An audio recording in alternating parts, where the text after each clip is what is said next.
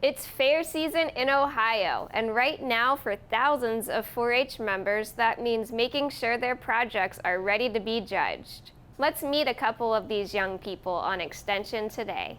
Extension Today is sponsored by the Ohio State University College of Food, Agricultural, and Environmental Sciences. So 4-H offers a project for just about any interest you can have. But for those couple really specific interests, we have self-determined projects, which are projects that you build yourself. I've taken a lot of self-determined projects.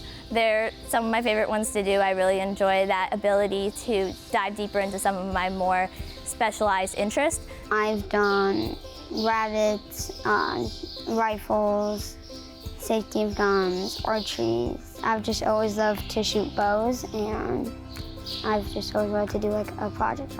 I would say it's a great learning experience, and it can help you go along. Breathe in, fire. I think everyone should be in 4-H. It's one of the greatest experiences ever. 4-H camp, fair, all the extra experiences that you get in 4-H, the friends that you make. 4-H is really, there's an opportunity for everyone. There's a project for any interest, and it's just a great experience.